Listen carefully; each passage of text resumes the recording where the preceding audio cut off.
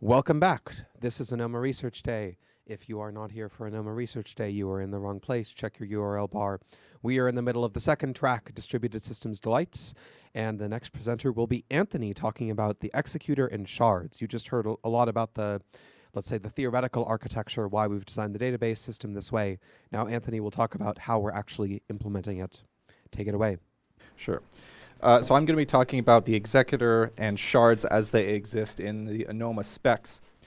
So this relies on an engine abstraction. So you can think of the executors and the shards as being these sort of objects that exist on the network, and they operate by sending messages back and forth to each other, the worker as well.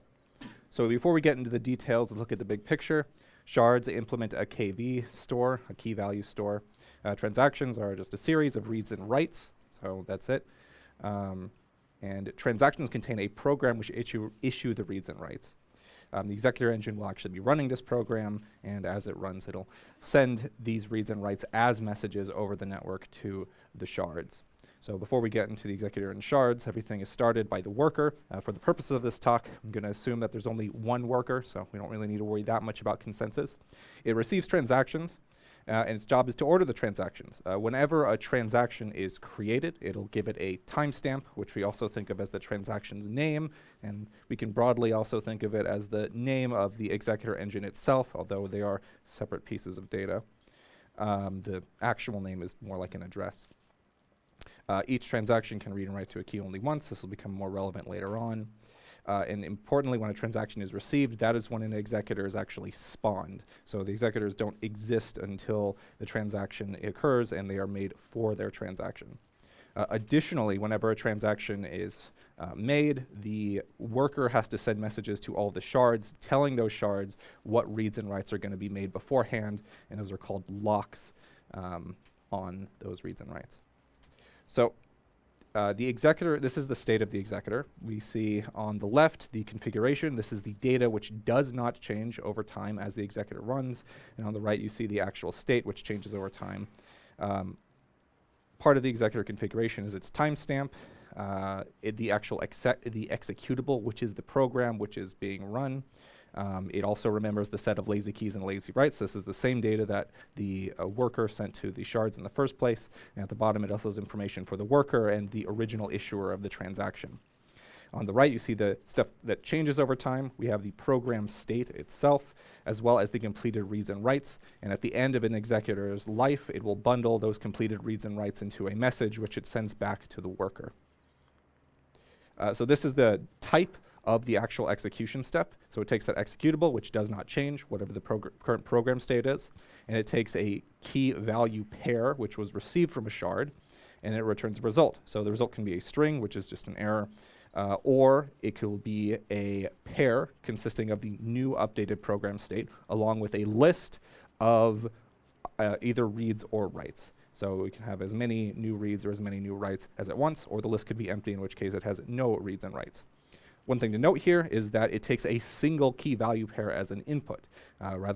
Even if the program itself wants to have multiple, it needs to actually only take them one at a time, and it's because responses from shards are received asynchronously, so you can't guarantee that they'll all come in.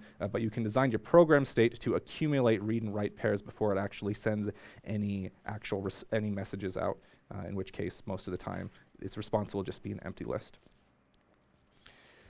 Let's look at the details of the behavior. So let's start on the left. So this left occurs when, so the executor itself only ever does one thing. And that's because it only ever expects to receive a read message from a shard. It never gets any other input. It never actually gets any input from the worker because the worker tells it everything it needs to at spawn. And so this diagram shows the beginning of what happens when it receives a read message. It runs that program type that I showed before, and it executes it one step. Oh, that's one step. And the result, it could be an error, in which case it'll crash, and I'll show you what happens in that case later. Otherwise, it is a success, in which case it updates the program state, and it tracks the completed read. So in that case, it'll update its list of completed reads in its previous program state, and it can either halt or not halt. If it does halt, it creates a success message, which actually has a similar result to it crashing. Otherwise, it gets a response back from the program telling it that it should continue reading and writing, in which case it parses. On the right, we see the actual parse diagram. So where everything in that list of responses, it's either a read request or a write request. If it's a read request, what we need to actually determine is that if whether or not it's actually valid. So it should be in the list of locked reads and lower locked writes if it's actually valid. If it's invalid, then it's just thrown away. Otherwise, it's packaged into a message that can actually be sent over the network. Then we collect all of the generated messages, and then we send them to all of the different shards. Another detail that's worth talking about is how the executor knows what shards it should send to for keys. For the moment, we just assume that it's a part of the network that you can just look up what shards are associated with what keys. And so that's not something the executor knows exactly, but it's something that it can tap into just being part of the network. So if the executor halts, and so this is what happens in case of either a program crash or if it just succeeds and it halts. So what we need to do is compute all of the stale locks. So these are the reads and write requests which were allocated, which were locked before, but were never actually used. And so what happens is that messages are sent, and they have a little bit that tells the shard whether or not it's a dummy read or a dummy write. So if a shard receives a dummy read, that means it doesn't actually send a response, and we'll see that later. But all of these locks need to be cleaned up. We need to tell the shard that these reads and writes aren't going to happen anymore. In the case of an error, these are all cleaned up, and then we send a message to the executor branch basically saying that we errored out. And then if we finished okay, then we send the same message but with a success. Okay, shard state. So the core part of the shard state is this DAG structure. And the sort of diagram that was in Isaac's talk can be thought of as like the sum total of all the DAG structures across all of the different shards. So there are three main components of the DAG structure. Two at the bottom are the heard all reads and heard all writes, which are timestamps. So these are actually sent to the shard by the executor. And these tell the shard whether or not it's heard all the reads or heard all the writes. And in the mempool worker, it'll keep a list and a history of all the transactions that'll have occurred. And whenever it gets a response back from an executor saying that it's halted, that means it knows that it's halted. And you can look at all of the timestamps of all of the executors which have so far halted, and you can say that the most or the latest consecutive one is the last one that's going to be executed. And so we're not going to see any reads and not going to see any writes before then. And so it will send messages to the shards indicating that, and the shards will keep track of those timestamps in heard all reads and heard all writes. So, and we'll see how those are used later. The actual core DAG structure is this map going from keys and timestamps to this key access data structure. And a key access contains the read status and the write status. So this tells us whether it's going to be read, whether it has actually been read. If it were to be read, what data would be there, or if there's no actual data there yet. And so we can see the actual particular. So one thing to note about this key write access is that there's both a read status and a write status. And the reason is because a single transaction can read and write to the same key if they want to. However, every transaction can only ever read or write once to a given key. It cannot do it multiple times. And that's just enforced by this definition of this data structure. So if we look at the details of the read status, we'll see that it has a Boolean telling whether it's been read, also whether or not it is eager. So the way that eager reads work is that when there's enough data accumulated in the transaction history to be sure that the most recent write before this read is there, then we can just pick up that value and send it off immediately. We don't need to wait for anything. So if a lock is eager, that means that read message will be sent immediately when it's able to. And we also have this executor ID, and this is there so that the shard actually knows what engine it's supposed to send this read message to whenever the eager thing is evaluated. We have the write status, which may or may not have data yet.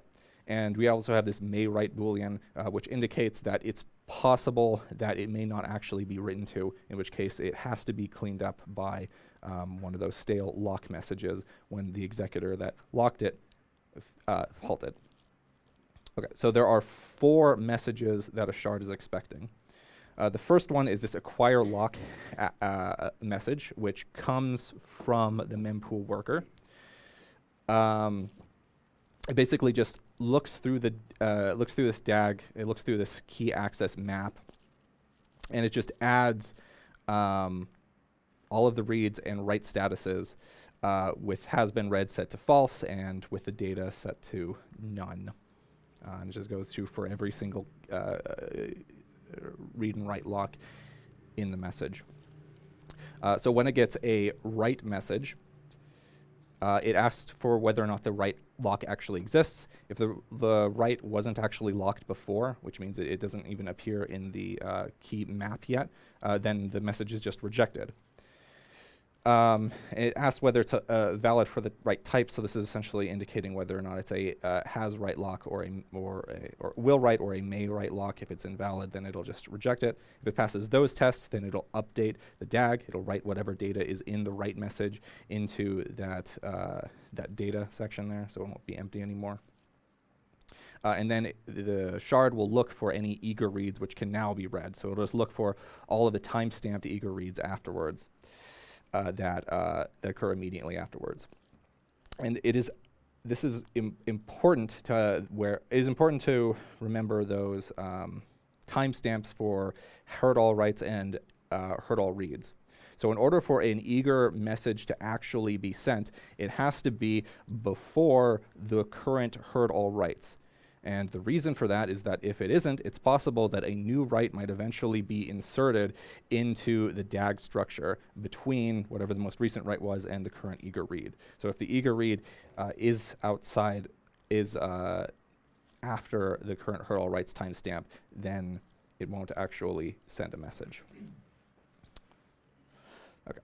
Next is a read message, which is sent from the executor. And so there's a couple of different checks. It checks that the timestamp of the reads is actually after heard all reads, otherwise it's invalid.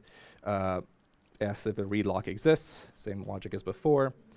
And if it passes those tests, then the read is marked as actually having been read. And we see if the actual flag is true. So if the actual flag is not true, that means it's just a dummy read, in which case no actual response needed to be sent. Otherwise, the response is actually sent. Otherwise a response is looked for. So in that case, again, it looks to see whatever the most recent write is, and if there is a valid write that it can return as a response, it finds that, sends it off as to a message. Otherwise, it fails because it can't do anything. And this is the update CNAL action. So this is sent from the mempool worker whenever the mempool worker actually gets an update on the most recent pending consecutive transaction. And there's, of course, writes and reads. If it's a read, then the barrier just updates. If there's a write, then that means that there are potentially new eligible reads or eager reads which can be sent out. So when that happens, it looks for all of the possible eager reads, sends them, if possible, to any executors that are waiting for them. Otherwise, it completes. And that is the end. That is the current implementation as it stands.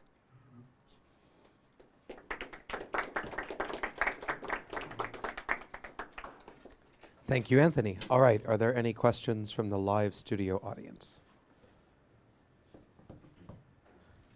Yes, so Rob first, then Patrick. Dumb question from the beginning. So each transaction can only read and write once for a particular KB. Is that globally, like for a particular block, that all transactions for that key, or just that transaction? Every transaction can only... so the key can be written to multiple different times. A specific timestamp can only read or write once. And that is just because the transaction is associated with the time that it was actually sent. So if a transaction needed to write twice or something, then I would split it up into 2 transactions. Exactly. And then so if there's like reordering from the executor for these transactions, one of them may depend on the other. Do you have any guarantees there that like they or like some way to indicate that this one precedes that one? So They're it with would the have same to block? be, in this current setup, it would rely on whatever timestamp is assigned by the executor. So the problem you're saying could happen based on how I've described it, but that's going to be based on how the mempool worker is implemented and how it interacts with whoever orders the transactions. That's a bit out of scope of this. But Okay. So the whoever orders it has flexibility to reorder them, and then it would fail? Yeah, in principle, you could modify the interface, so you could say, make sure this happens after this previous transaction, but that's up to however the mempool worker is implemented. I mean, I think this goes back to Isaac's description of the ordering function, Yeah. right? Pretty much. Patrick. Great presentation, Anthony. I noticed in the code snippet that you showed Executor engine ID. I was curious if you could elaborate on what an engine is.